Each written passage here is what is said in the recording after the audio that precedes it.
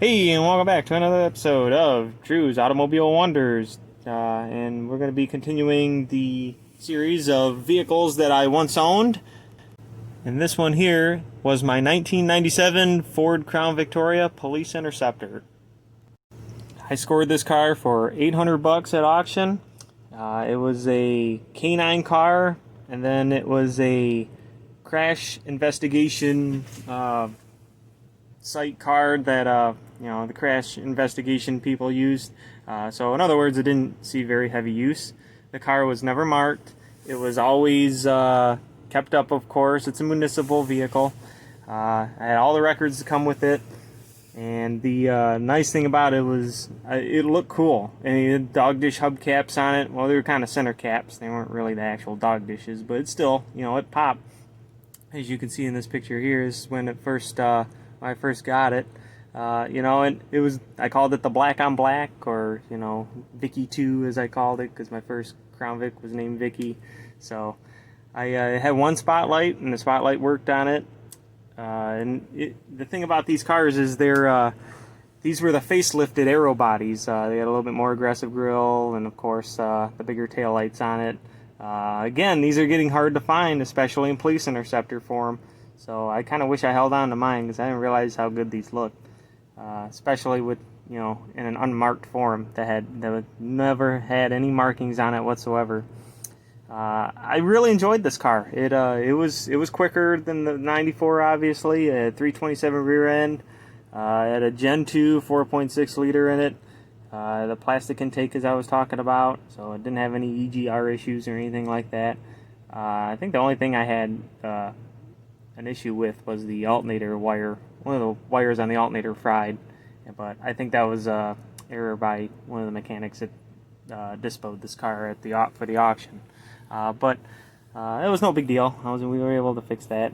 But yeah, the thing is, these cars are a very proven product. Obviously, coming from my '94, it was one of those oh, I love my car so much I had to have another one. Again, these cars, the interior was very basic in them. The bucket seats, it was very nice to have bucket seats with no center console. And we actually had my grandfather's CB radio, which I still have. I didn't get rid of that, obviously for sentimental reasons. We had that, and we hooked it up to the PA system that was still in the car. The wires were still there, and the speaker was still under the hood. I discovered that when I first got it, and I was like, oh man, we got to make this work again. So sure enough, we did. It was funny because the car didn't have a horn, so we ended up when we ended up hooking this up, you got into it. People on the road who couldn't drive, you could make it a little bit more official for them. But anyways, it was pretty cool. It was fun to play with.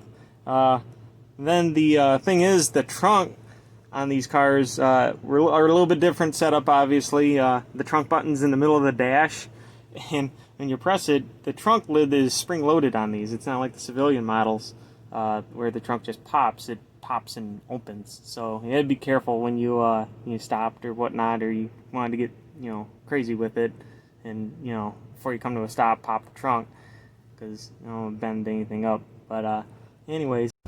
So yeah, this is the modular 4.6 liter V8, of course. This was considered the Gen 2, even though the 4.6s were in all the Crown Victorias from the aero body on.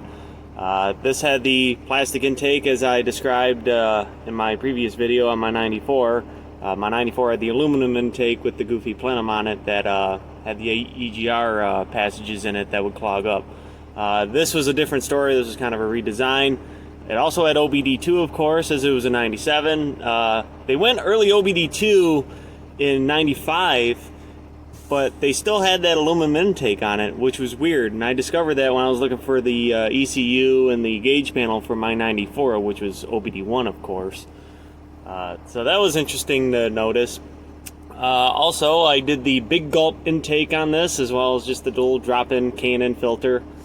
Again, these two valves, they're a great motor, but they're a boat anchor when it comes for power. So they didn't do much, but it was, like I was saying, this I didn't have a whole lot of money at the time. I was just getting started in the work world. So I made do and had a little fun with it.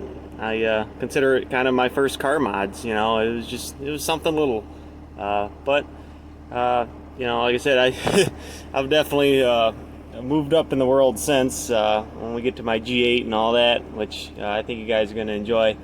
But yeah, this was great at the time. At the time, it was it was fun to do that kind of stuff.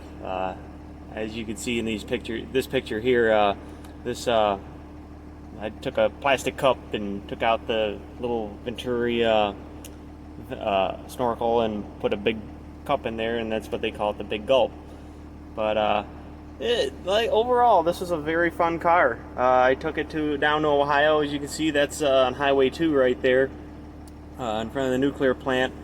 I had the snow tires on it. If you look closely, the car overall just had a presence about it that was very, sinister looking, and that's why I like this car so much. It was really cool.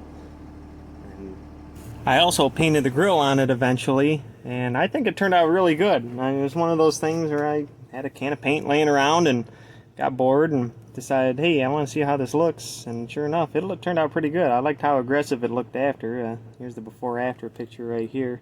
And then in the wintertime, it handled really good in the snow, just like my 94 did. I actually had a set of snow tires for this car, and I put them on, and boy, it drove really nicely. I gotta say, it was a lot of fun too. I played in the snow a lot with this car.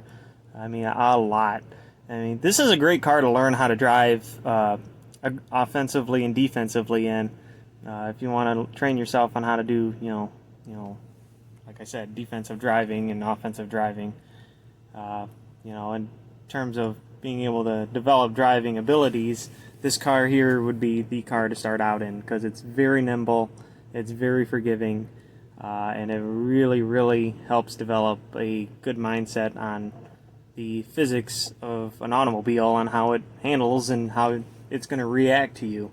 Granted, every car reacts different, but this would be a great starting point right here, because it was a starting point for me, and I gotta say, it really helped, especially back in high school when I had my 94, because I did the same thing. Go out in the snow and practice and slide around, see how it handles, see how it spins around, and right there is where you're going to develop that skill set to, drive a lot better in the wintertime and in the rain and any other condition. Or if there's an emergency or somebody's in a road rage with you, you got the ability, you got the upper hand if you know how to drive a whole lot better after doing all those practices. I ended up putting a CB antenna on the back, as you can see in this picture. The trunk was already drilled out, so all I did was take the plug out and put the antenna in. It was just for ornamental use, and it just gave the car, character again, like a cop car. But the thing is, I liked how this car shined up come springtime after the first winter I drove it, and it was nice because it wasn't perfect. It was rusty in the front fenders, of course, but other than that, I mean, I cleaned it up, shined it up, and it looked really sharp. I love the black on black, and the tinted windows kind of made it helped it pop a little bit. I mean, it was just it reminded me of the Men in Black car, even though the Men in Black car was the previous generation. It was the boxy LTD Crown Vic generation. But either way, I mean, this was a car I definitely missed, no doubt. I had a lot of fun with this car. I played with it a lot in the snow, and it wasn't very fast compared to like the G8. When I got the G8, this became the second car for me. I drove this car another winter after I got the G8, which I'll get to the G8 here, and obviously at another point on this channel. But this car was, for being 19, 20 years old and not having a whole lot of money, this was a pretty cool toy-like car to have, as well as a great daily. And like I said, I recommend this car for anybody who needs a reliable daily driver. This is the first car I say for somebody to get when they're looking for a used car, cheap used car, because they made so many of these. And like I said, it's like the AK-47 of cars. I mean, millions of these were made, cheap to get parts for, cheap to buy. I mean, they're going to be around a long time to come. So the thing is, I recommend this car to anybody that, like I said, needs cheap, honest transportation. I can speak from experience because I had 2 of these myself, obviously, and they both served me very well. Also, they're a great car to learn how to drive in. It's a bigger car, of course, so, you can handle, cones in this thing, you can handle cones in anything, in terms, as far as I'm concerned.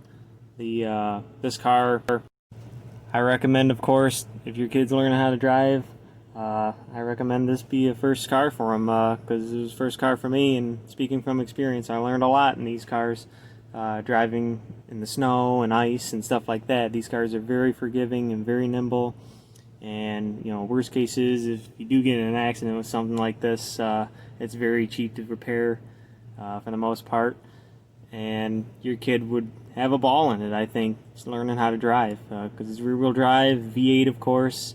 I mean, it's not stupid powerful, he ain't gonna kill himself in it, but at the same time he's gonna have a lot of fun too. So well, that's my review on the 1997 Crown Victoria Police Interceptor that I owned. Like I said, I missed that car. It was a great car. There's a picture of me doing a Steve McQueen impression on it, in it. And I hope you guys enjoyed the video. So I'll be back here with a review on my 300ZX that I owned. So until then, see you guys around. Later.